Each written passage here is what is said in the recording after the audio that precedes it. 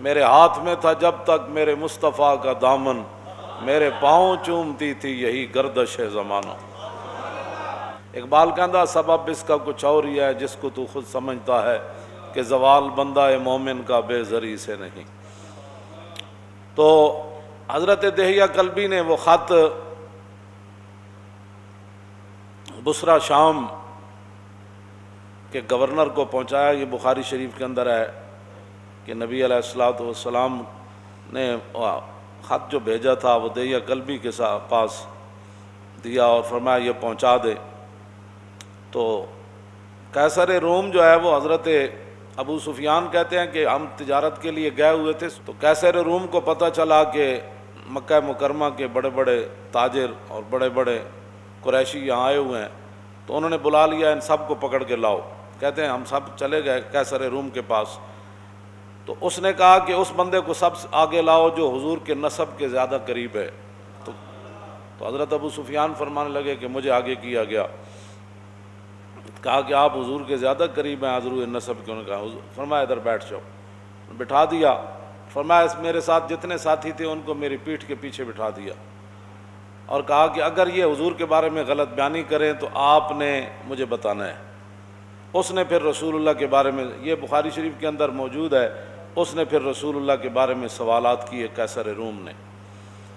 تو اس نے ترجمان بلایا، کہا کہ ان سے یہ پوچھو کہ جنہوں نے یہ دعویٰ کیا ہے ان کا نسب کیسے ہے، کیف نسب فیکم؟ تو کہنے لگے میں نے کہا کہ فینا ذو نسب، اور تو بڑے عالی نسب والے ہیں، بڑے بلند خاندان والے ہیں۔ پھر اس نے کہا کہ ان سے یہ پوچھو کہ آپ کے خاندان میں حضور سے پہلے کبھی کسی نے دعویٰ کیا نبوت کا؟ تو انہوں نے کہا آج تک نہیں کیا، حضور نے دعویٰ کیا۔ پھر اس نے پوچھا کہ کیا ان کے آباء و اجداد کے اندر کوئی پہلے بادشاہ گزرا ہے؟ کہا کہ نہیں، ان کے آباء و اجداد میں کوئی بادشاہ نہیں گزرا۔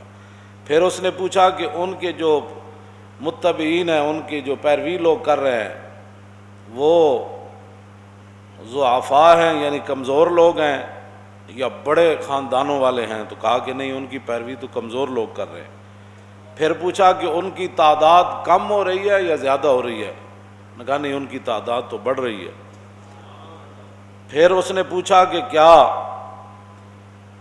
کوئی بندہ اپنے دین سے ناراض ہو کر کبھی کوئی واپس کفر کی طرف پلٹا؟ انہوں نے کہا نہیں، کبھی بھی کوئی نہیں پلٹا۔ نے کہا کہ آپ نے کبھی ان کے بارے میں اعلان نبوت سے پہلے غلط بیانی کی نسبت کی تھی حضور کی طرف؟ نے کہا نہیں، کبھی بھی نہیں کی۔ ابو سفیان کہتے ہیں میں ایک بات اپنی طرف سے داخل کر سکا کہ صلح حدیبیہ کا معاہدہ ہو چکا ہے، اب دیکھتے ہیں حضور وعدے کی پاسداری کرتے ہیں یا نہیں۔ کہتے ہیں سوائے اس کے میں حضور کے بارے میں وہاں کوئی بات نہیں کر سکا۔ یہ رسول اللہ کا مقام اور شان ہے، اور اگر آج کوئی ان کے بارے میں بات کرے تو قیصر روم کے سامنے جنہوں نے نہیں مانا، وہی تو فتح مکہ والے دن مسلمان ہوئے نا حضرت ابو سفیان، لیکن ایسے پھر مسلمان ہوئے کہ جاتے ہوئے پھر وہاں حضور غزوہ حنین کے لیے گئے تو ایک آنکھ وہاں دے دی اور دوسری آنکھ جنگ یرموک میں دے دی، تو پھر قیامت تک کو کتا ان کو بھونک نہیں سکتا۔ اور جنگ یرموک میں جب حضرت ابو سفیان نے بات کی تھی نا، سب صحابہ نے کہا کہ حالات اس طرح کے ہیں، تو ہر ایک نے خطبہ دیا، تو حضرت ابو سفیان کہنے لگے اہل اسلام حضر ما ترون، یہ منظر دیکھ رہے ہو ہم کتنے ہیں اور وہ کتنے ہیں، ان کا جنگی ساز و سامان کتنا ہے اور ہمارا کتنا ہے، ہم وطن سے کتنے دور ہیں، ہم ان کے وطن میں لڑنے کے لیے آئے ہیں۔ جب یہ باتیں کی تو صحابہ ظاہر ہے موجود تھے سارے بڑے بڑے، تو فرمایا پریشان ہونے والی بات نہیں، فہذا رسول اللہ، فرمایا حضور بھی جنگ یرموک میں حضور بھی جلوہ گر ہیں، فہذا رسول اللہ۔ تو وہاں آپ کی دوسری آنکھ بھی چلی گئی، جو تو کسی کو کیا حق پہنچتا، آپ کا کوئی بچپن کی باتیں شروع کر دے کہ میں ایسے ہوتا تھا تو پھر میں ایسے ہوتا تھا، تو بعد میں الاسلام یہدم ما کان قبلہ، اسلام کا یہی تو کمال ہے کہ اسلام سے پہلے جتنی باتیں ہوتی ہیں جب کلمہ پڑھ لیتا ہے وہ باتیں ساری ختم ہو جاتی ہیں، بات ختم ہے، وہ تو اسلام کی خاطر نابینا ہو گئے، اور پاکستان کے روڈوں پر کوئی کتا ان کو بھونکتا ہے تو وہ تو اپنے آپ کو بھونکتا ہے، اس کا کیا تعلق ہے صحابہ سے؟ صحابہ تو جن خاکوں سے گزرے وہ خاک بھی افضل اور حال ہے۔ کتنی صداقت ہے۔ فرمایا میں حضور کے بارے میں کوئی بات نہیں کر سکا، صرف ایک بات کر سکا کہ حضور نے کبھی بھی ایسی بات نہیں کی، لیکن اب دیکھتے ہیں کہ رسول اللہ صلی اللہ تعالیٰ علیہ وآلہ وبارک وسلم جو ہے وہ کیا کرتے ہیں اب نہیں پتہ۔ تو کہا کہ آپ یہ بتائیں کہ آپ کی ان کے ساتھ جنگ ہوتی رہتی ہے؟ انہوں نے کہا جی بالکل ہوتی رہتی ہے۔ انہوں نے کہا کہ وہ جنگ کا نتیجہ کیا ہوتا ہے؟ کہا کہ الحرب سجال، جنگ تو ایک ڈول ہے، جس طرح پانی بھرنے کے لیے بندہ کنویں میں پھینکتا ہے تو ڈول، تو کبھی ایک آدمی پانی ڈول سے نکال لیتا ہے، کبھی دوسرا۔ مطلب یہ تھا کہ کبھی ہم جیت جاتے ہیں کبھی وہ جیت جاتے ہیں۔ یہ اس نے پھر پوچھا کہ وہ آپ کو حکم کیا دیتے ہیں، کس بات کا؟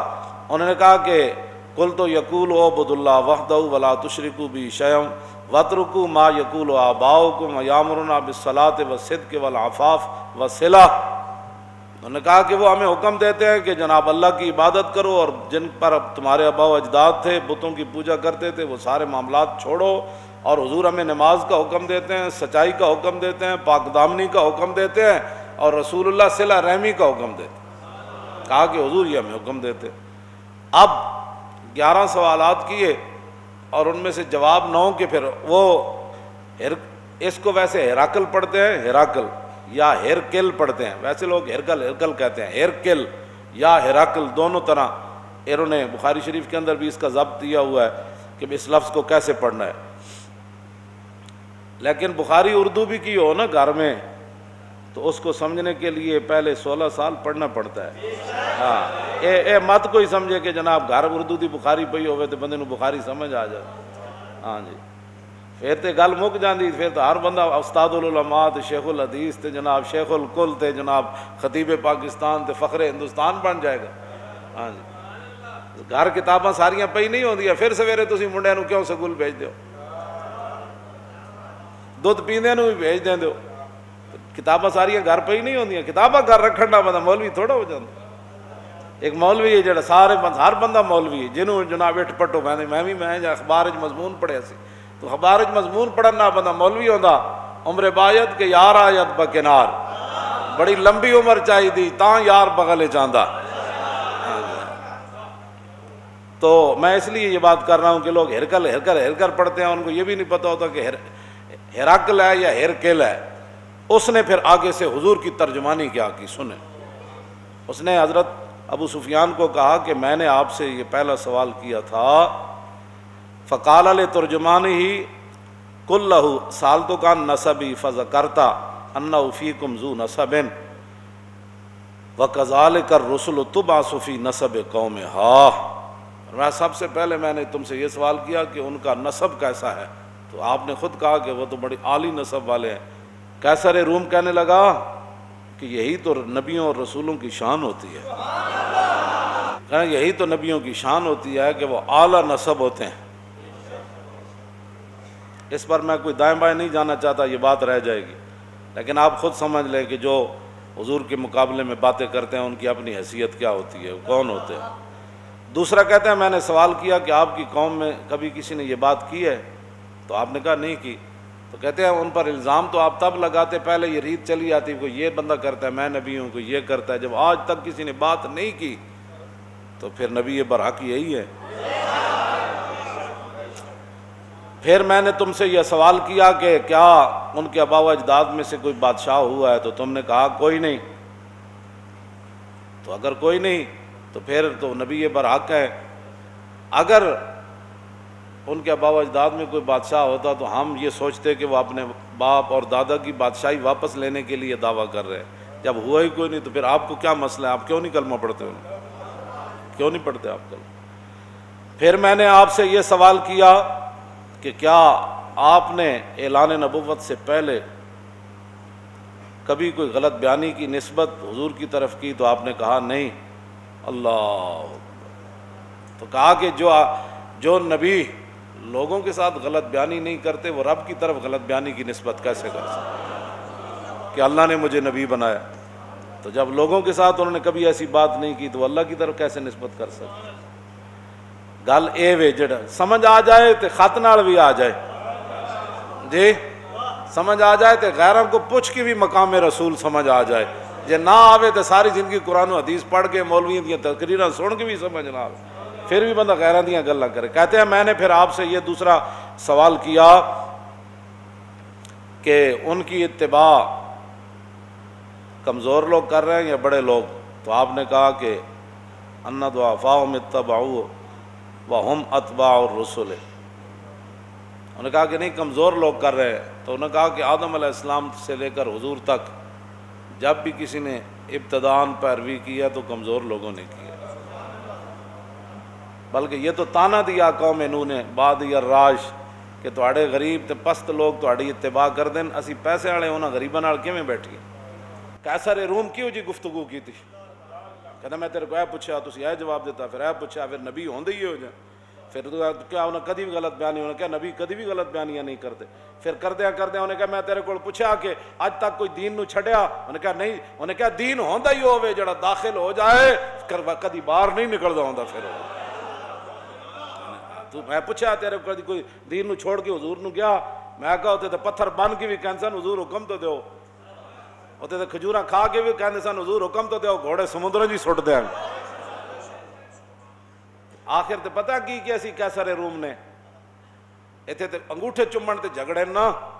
اور کہن لگا اے جو کچھ میں تواڈے کول پوچھیا نا تے اے یاد رکھو، اے میں جتھے بیٹھا فَسَيَمْلِكُ مَوْضِعَ قَدَمَيَّ هَاتَيْنِ، اے میں جس سلطنت تے بیٹھا نا آج سپر پاور دا بادشاہ، اے یاد رکھو ابو سفیان ایک وقت آئے گا محمد عربی دے غلام سلطنت تے قبضہ کر لین گے.